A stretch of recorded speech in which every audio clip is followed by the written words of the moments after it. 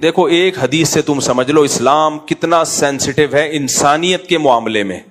اس سے زیادہ سینسٹیوٹی ہو نہیں سکتی. پیاز کسی نے کچا کھا لیا ہو نا, پیاز کچا, کیا اسمیل ہوتی ہے؟ کوئی ایسی اسمیل ہوتی ہے کہ بدبو آ جائے؟ اگر اتنی اسمیل ہوتی تو کھاتے کیوں لوگ؟ میں بہت شوق سے کچا پیاز کھاتا ہوں. کچا پیاز بہت خاندانی چیز ہے صحت کے لیے. دوپہر نا خوب پلیٹ بھر کے کچا پیاز, شروع میں تھوڑی بدہضمی ہوگی, عادت ڈالو, پہلے تھوڑا, پھر تھوڑا زیادہ, پھر تھوڑا زیادہ. نہیں آ رہا. کچا پیاز رات کے وقت میں نہیں, دوپہر کے وقت میں چھیلو, 4 ٹکڑے کرو, اور ممی ڈیڈی والا نہ بناؤ اس کو. پیاز کو پہلے نمک لگا کے وہ کیا, پھر بہایا, پھر وہ کر کے وہ بیڑا غرق ہو گیا پیاز کا. تو کچا پیاز پہلے تھوڑا, پھر آہستہ آہستہ, کیونکہ اس سے ایسیڈیٹی ہونے کا خطرہ ہوتا ہے تو ہضم دیر سے ہوتا ہے. تو عادت ڈالو, پھر ایک وقت آ جائے گا پورا بھر کے پیاز کھا لو گے آپ کچا پیاز دوپہر کو. یہ ٹاپک سے تھوڑا میں ہٹ گیا ہوں, لیکن آپ دوپہر کو کچا پیاز کھاؤ. کھانے کے ساتھ آدھا 1 گھنٹہ قیلولہ کرو. اس کے بعد جب آپ اٹھو تو آپ اپنی جسم میں پاور دیکھنا, آپ ایسی خاندانی ہے, ایسا لگ رہا ہے بجلی بھر گئی ہے باڈی میں. اور شوگر بھی کنٹرول ہوتی ہے اس سے بہت زیادہ. آپ کا میٹھا کھانے کا دل کرنے لگے گا باقاعدہ. پیاز کے بارے میں پرانے حکیم کہا کرتے تھے انسان دوست. سمجھ رہے ہو؟ پہلے حکیم کہا کرتے تھے, ڈاکٹر نہیں مانتے تھے, اب ڈاکٹروں نے بھی ماننا شروع کر دیا. حکیم تو شروع سے ہی کہتے آ رہے ہیں. پیاز کے بارے میں حکیم کہا کرتے تھے بڈھے کو جوان کرنے والی اگر کوئی چیز ہے نا تو کیا ہے؟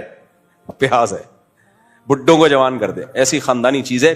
لیکن بچوں کو مائیں کھلاتی نہیں ہیں, اسمیل ہوتی ہے, وہی مرچیں, ٹوپی ڈرامہ, فضول قسم کی باتیں.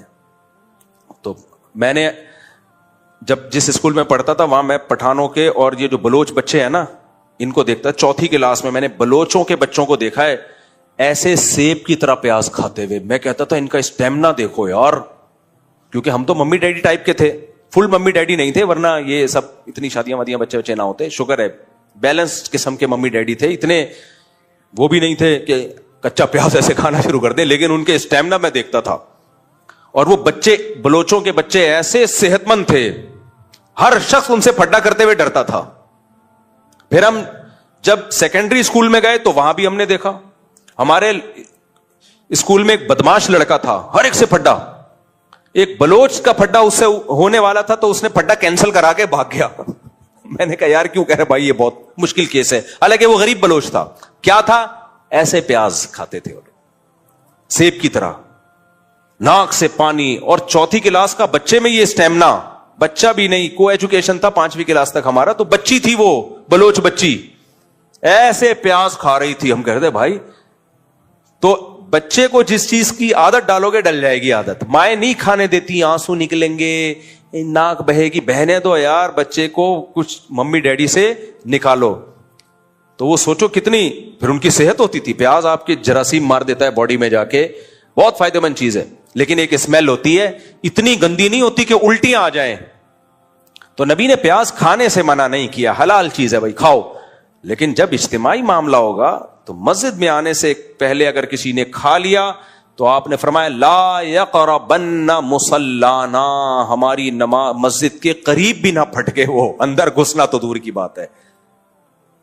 اب آپ نے کچا پیاز کھا کے آپ آ گئے مسجد میں, آپ کو ڈکار آئی.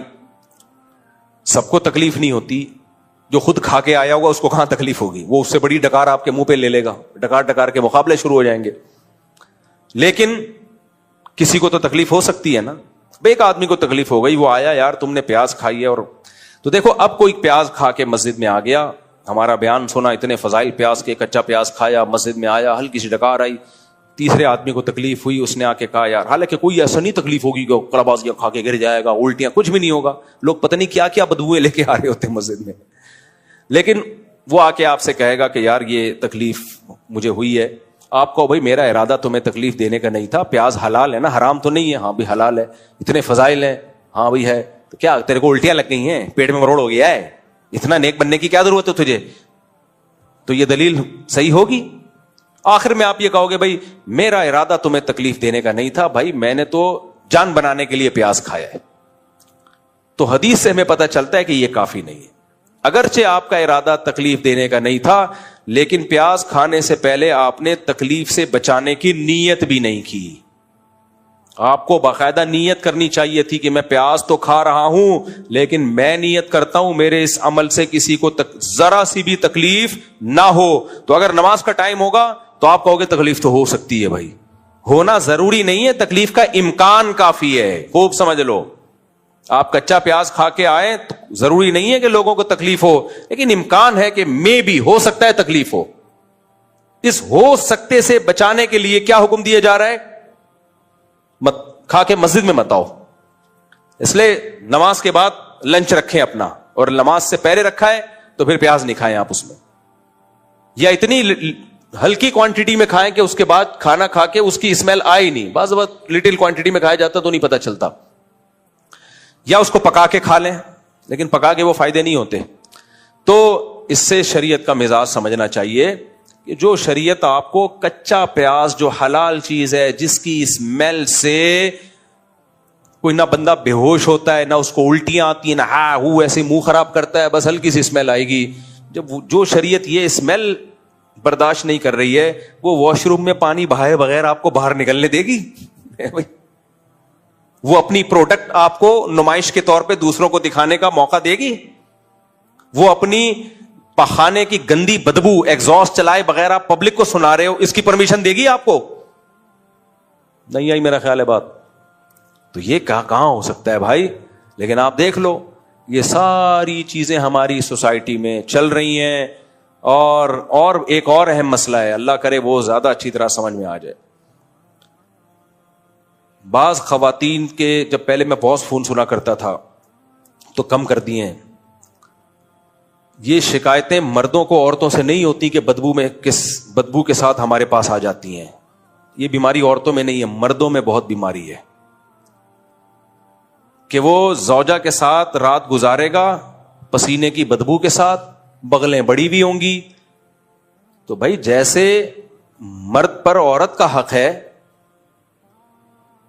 یعنی عورت پہ مرد کا حق ہے, ایسے ہی عورت پر یعنی مرد پر بھی عورت کے حقوق ہیں. وَلَهُنَّ مِثْلُ الَّذِي عَلَيْهِنَّ بِالْمَعْرُوفِ. آپ کیوں اپنی بدبو اپنی بیوی کو سنگھا رہے ہو یار؟ اب عورتیں اس میں صبر کرتی ہیں, میاں ہیں, ناک پہ مکھی بٹھا لے گا اگر اس کو بول دیا تو یہ بھی غلط ہے, ناجائز ہے یہ. اللہ نے بیوی کے بارے میں کیا کہا؟ وَصَاحِبَتِهِ, تمہارے ساتھ رہنے والی. آپ مسجد میں 5 ٹائم کے لیے آتے ہو, اس میں جو لوگ آپ کے ساتھ کھڑے ہوتے ہیں, آج فجر میں جو کھڑا ہوا آپ کے ساتھ, ہو سکتا ہے ظہر میں وہ نہ ہو, کوئی دوسرا ہو, ان کو پیاز کی بدبو سے بچایا جا رہا ہے. اور بیوی جو ساری زندگی آپ کے ساتھ چپک کے رہتی ہے, اس کو اسلام آپ کی بدبو سے بچانے کا حکم نہیں دے گا ہے بھائی. اس کے بارے میں اسلام آرڈر نہیں کرے گا کہ اپنی بدبو اس سے چھپا کے رکھو. نہیں, آپ کی بدبو اس کو نہیں آنی چاہیے. نہاتے نہیں ہیں, ایسے عظیم لوگ ہیں نا, عظیم لوگ ہیں, مہینے میں 1 دفعہ نہاتا ہے. میں کہتا ہوں تیری بیوی کیسے برداشت, وہ بیچاری عادی, اس کو بھی بدبو کی عادت پڑ جاتی ہے. ایک عورت کی شادی ہوئی بھنگیوں میں, اب اس کو بڑی اسمیل آتی تھی. تو 1-1.5 ہفتہ گزرا, 2 ہفتے گزرے, تو وہ اپنی ساس سے کہنے لگی, دیکھ جب میں تیرے گھر رخصت ہو کے آئی تھی کتنی بدبو تھی, 1 مہینے میں میرے آنے کی برکت سے وہ بدبو ختم ہو گئی. اس ساس نے بولا, میں بھی جب اس خاندان میں آئی تھی نا تو میں بھی اس خوش فہمی میں تھی کہ 1 مہینے کے بعد بدبو ختم. تو اصل بات یہ ہے کہ بدبو ویسے ہی ہے, بلکہ پہلے سے بھی زیادہ بڑھ گئی ہے, تجھے بدبو کی عادت پڑ گئی ہے.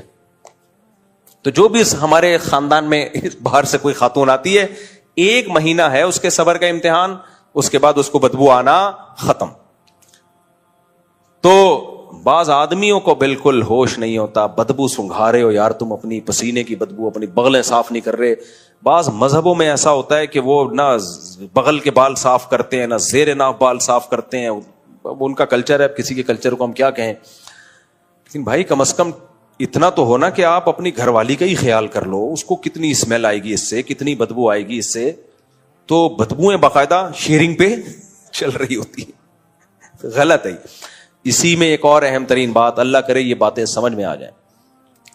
دیکھو ہمارے نبی صلی اللہ علیہ وسلم نے اپنی باڈی کی صفائی میں استنجا کے بعد, یعنی قضاء حاجت میں جو استنجا کیا جاتا ہے اس کے بعد سب سے زیادہ جس چیز کی صفائی کا اہتمام کیا وہ دانت تھے.